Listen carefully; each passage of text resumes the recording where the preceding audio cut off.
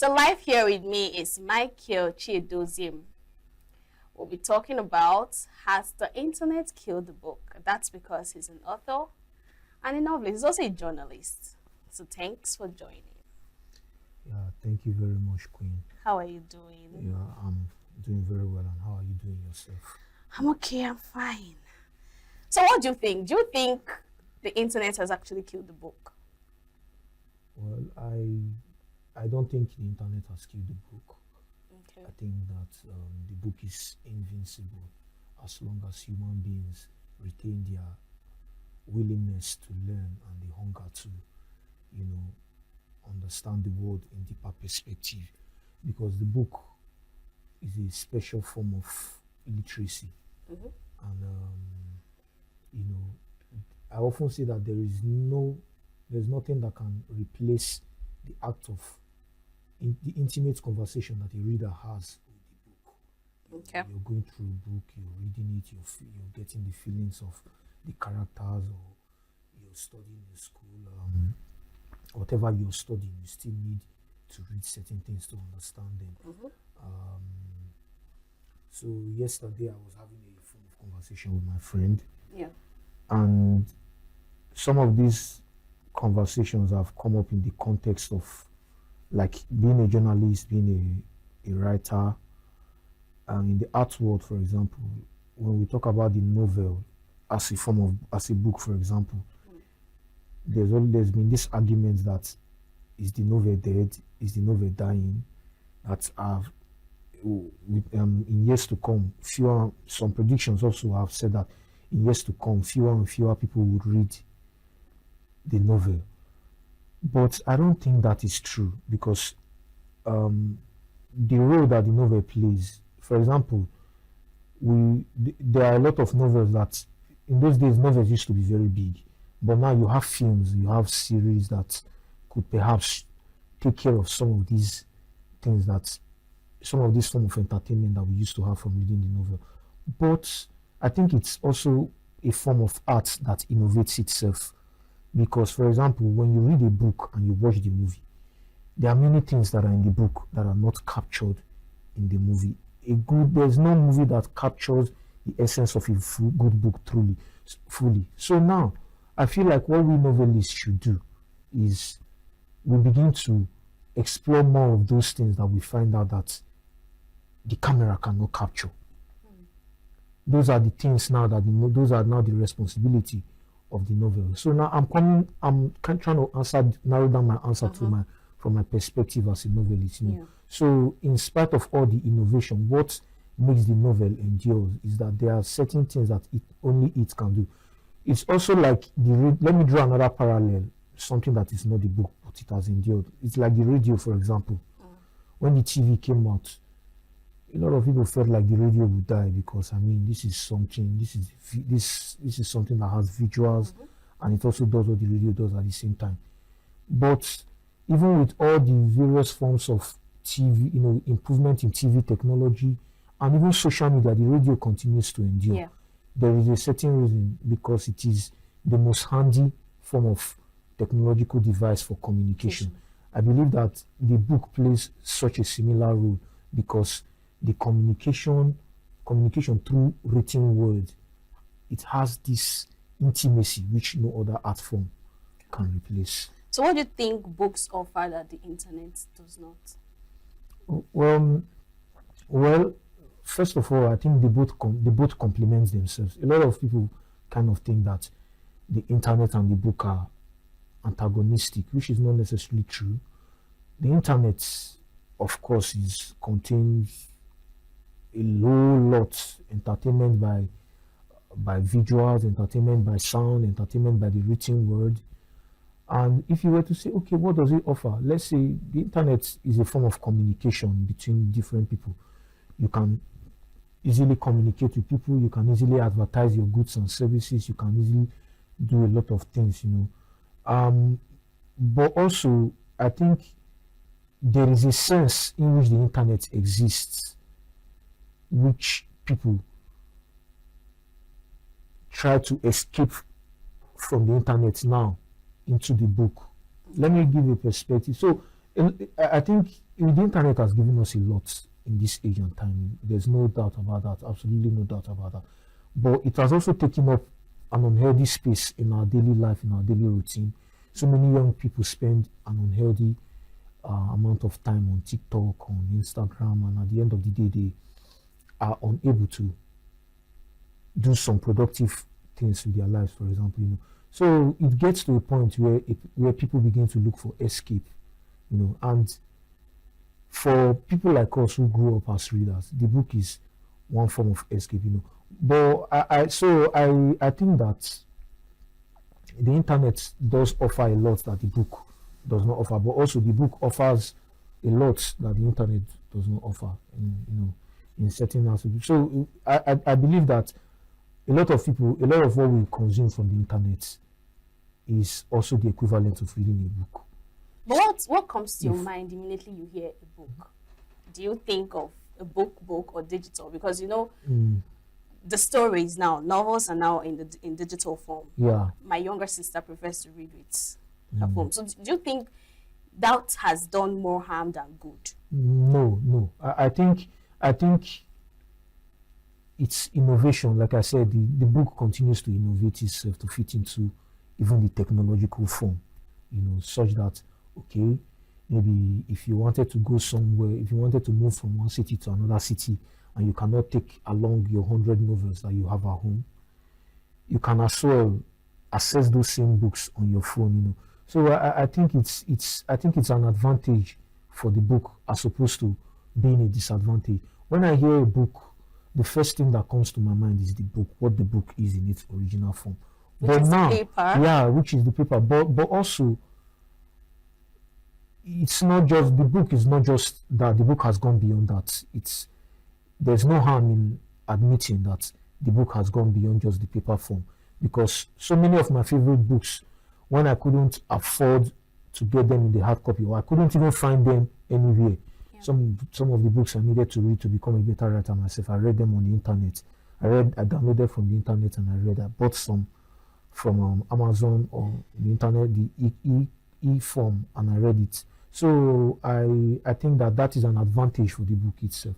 A lot of people have bought my book too in the digital copy, and I've read it. And so I think there was even an argument at some point that digital books are going to replace hard copy books. That's actually bringing me to my next question. Okay, yeah. A lot of because when you hear people say, "I'll Google it," do you think it has undermined the depth of books? No. Funny enough, reading now goes along with Googling. For example, when I read a book, if it's a book I'm deeply interested in, I want to see what the scholars have said about the book. I want to see what the people who have studied it in the academic settings have said it. I want to also see what the literary critics have said about the book. The easiest way for me to do that is to Google the book, and on the Google page I begin to see all of that. There are also pages that there are also pages like Goodreads, networks in the internet like Goodreads, where people read books and rate books. You see lay people, these are not scholars, and lay people from all over the world, they read, and you see what average readers think about a certain book. You get to see where books that have been regarded as great books are criticized by people, and you see them making sense in all of the ways. Sometimes what I like to read sometimes are the people who do not like my favorite books, who are patient enough to write an elaborate critique. I also like to see those kind of perspectives. So no, I don't think that if they say they will go now it depends. Some people say they will Google it to read the summary. But that has always existed even before the internet. When we did literature in secondary school, a lot of us did not read the full book. We read summaries of the book and go to exam. I believe that the passion to read a book is not one that is forced. Is something that comes from within. Yeah. So if I'm not always anxious to find people to read my book. I'm anxious to write as best as I possibly can. Because I know that one thing about the books always find their audiences. Books have a way of going into the world and finding they are real. When a book meets its the audience that it's meant for, the interaction is always natural. So you don't see the internet as a rival to books? No, not at all. Because even it's not it's an asset to the book. It's an asset to the author as well. So from your experience, are young readers more likely to discover books on the internet than in bookstores? Because there are literally very, very few bookstores in the country now. There are some states that don't even have one good bookstore. What they have is bookstores where they sell religious tracts and Bibles and Qurans. I think the internet is the best, is the easier place now. Even in not just in, and now let's leave Nigeria, not just in Nigeria, all over Africa, because I wrote a piece for Open Country magazine last year about Liberia, how there was not even a single literary bookstore in the whole of Liberia, and we interviewed about 7, 8, 9 writers, and a lot of them had gone all over the country, combing the country without finding a single bookstore that sells the kind of books they were looking for. Now, how did they get to know about the existence? Do people like this get to know about the existence of such and such books? It's by seeing what their peers are posting and what their peers are reading on the internet. Like, there's something on Instagram we call Bookstagram these days. Bookstagram is the aspect of Instagram where people read books and review them. They read, you see them reading, they post pictures of them reading the books. Sometimes they post excerpts from their favorite passages in the book. On TikTok, it's called Book Talk. So it's there on Twitter, it's there on Facebook. There are book communities everywhere, and So do you think ebooks and audiobooks dilute or expand the meaning of being an author? The ebook serves the same purpose as the hard copy. It depends on the preference of the reader. Some people cannot read an ebook. Some people, if it's not hard copy, they can. Some people can read some books on ebook, but if it's a tough book, it has to be hard copy. While some people are very good with the ebook, some people, once they see it on the screen, it's easier for them to read and scroll.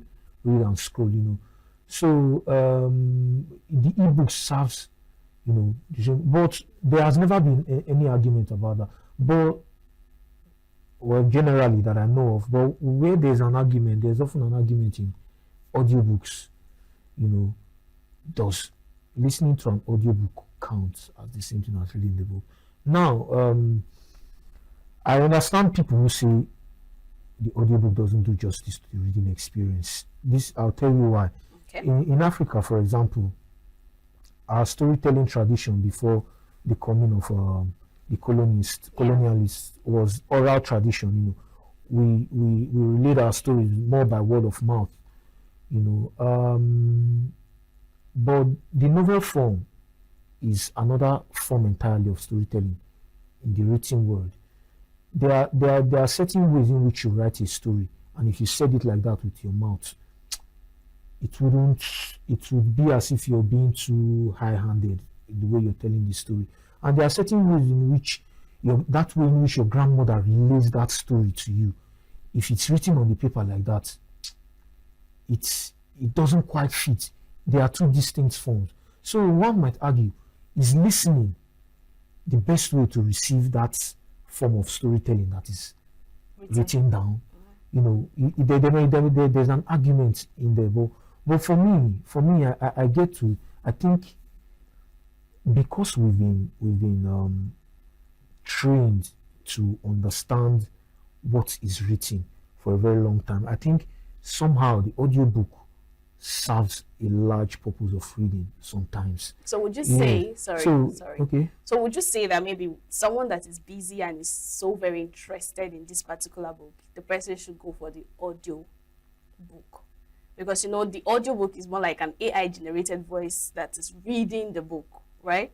So maybe you're busy, you're washing, you're cooking, you're driving, whatever, and you're very interested in this book, or you're even busy in the office. So would you say it's preferable for that person to go for audiobook? Audiobooks can definitely serve. I think for me, I think they are useful. They are very useful. though you may not get the fuller experience Because you're not the one reading. because you're not reading it. And you mentioned something about AI. I don't know. I'm not so sure. Audiobooks are usually read by people, as far as I know of. Although now I believe AI is capable of doing that. But the thing with audio and audiobook is it's an art. Audiobook is an art of its own. Since it began, it has become an art of its own, and it needs I believe, I don't know if AI voices have been developed enough to have that emotional, depth to be able to relate the book, and every particular book has a different emotional undertone to it. So in order to read a particular, of course, the undertone of a happy book is different from the undertone of a sad book, so yeah, it's an art of its own. I do like it sometimes, but when I'm reading a book that I really want to digest, I want to read it. Yeah.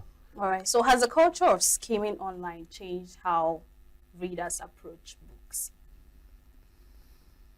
Skimming online. Well, I what do you mean by skimming online? Checking online, like browsing about this particular book, the author, and all that. I think people used to skim in the library as well. It all depends. It all depends on the individual. How the internet has affected us mostly is that it has given us a shorter attention span. In those days, people used to read 800, 1,000 words novel.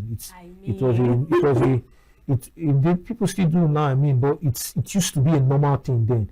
The same way now, you may decry a young person being too much on TikTok or Instagram. Those days, they used to complain that this child reads too much novel. This child reads too much novel. That was in 19th century Europe, and then I believe it was also happening here too in those days when in boarding school, young children used to exchange novels among themselves and hide it from. Actually do that. I actually did that in secondary school.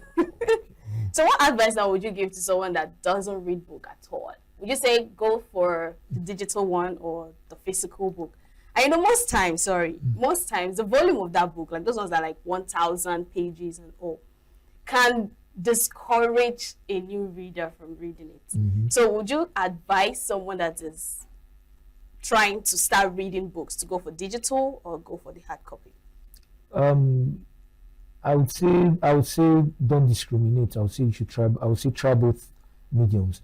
You always find the one that's better for you when you try both mediums. And sometimes, reading for me, I find that reading digital copy at night is usually easier than reading hard copy most times. And then in the daytime, you just want to call up with your hard copy and read away. So I would say don't discriminate. So as for the length of books, I think one thing about the length of a book, it has to do with, you have to go to a big book with a certain motivation. Why are you going to the book? Are you going to it because you really want to read it? You've heard so much about it, or what a reader has to look for what interests them. There is a certain kind of book that appeals to every audience. Although generally, as a novelist, I would tell everybody that fiction is required reading. A lot of people don't think fiction is required reading. A lot of people prefer self-help books. But I think fiction teaches a lot more than some of these books too. It teaches us how to be humane. It teaches us how to be humans at the end of the day, and how to develop empathy, or how to understand other human beings and the way they do why they do the things the way they do. So I think reading is an adventure. You have to look for what you're interested in, and then you have to explore from there. And all right. So let's talk about you now personally. What inspired you to start writing books? Because you said you are a science student. You actually studied chemistry, biology, right? Biology. I studied plants. I majored in plant biology, so I'm like a botanist. So so what inspired you to start writing? Yeah. I always knew I could write. Not from a very serious perspective. But every time my father asked me to write something as a child, maybe write a letter to somebody or write something because in those days there wasn't, we still used to do written text a lot. I would, my parents would always praise what I wrote, but I began to see it a little bit more when we moved to Asaba. Okay. When I was in my adolescence, I used to be very lonely, so I would write down some lonely thoughts, and then maybe later I'll look at them and I'll be impressed that I wrote some of these things. So, but I tried to write one particular time when I read something on the internet. I read a blog by a particular doctor. She was writing about her life, and I loved it so much, and I tried to write something similar because a neighbor's child had died, and I was trying to write about my feelings about the child. Oh. But I couldn't pull it off, I couldn't. So I gave up on writing. So, but there was one day I was in the university and I was on holiday. Okay. So I opened Facebook and I saw this poem. The title of the poem is "Their Fates Could Be Mine." So this poem was basically a poem writing about the Chibok girls, warning Nigerians not to vote for the Buhari government at the time, that this was what it was going to be. What struck me was the use of language, and later I became friends with the girl who wrote it, and she encouraged me to write poems to that. And she said something that we all are poets.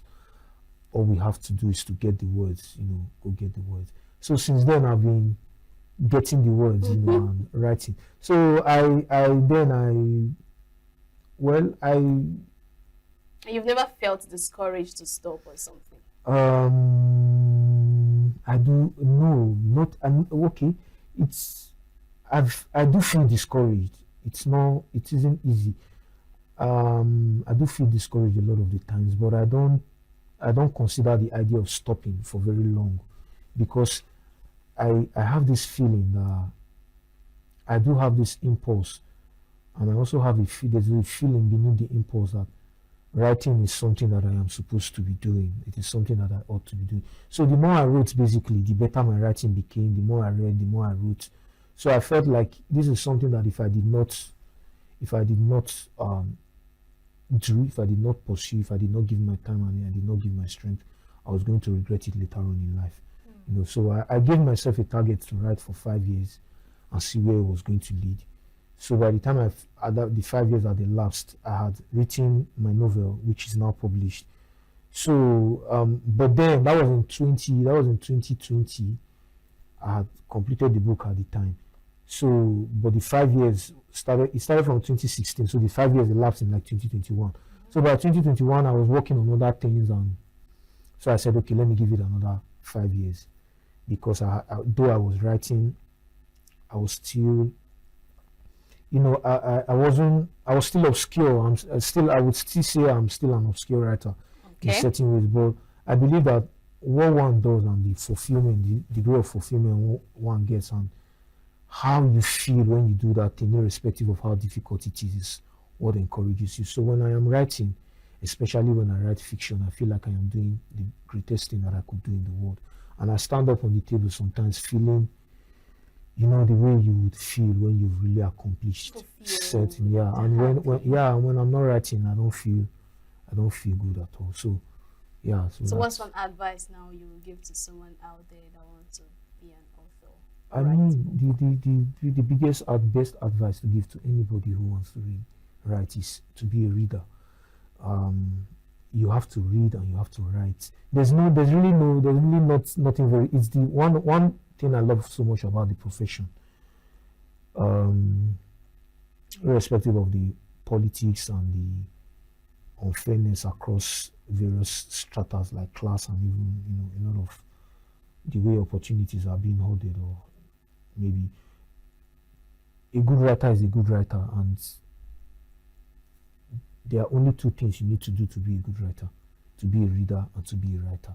Because writing, the act of writing, is easier talked about than done itself.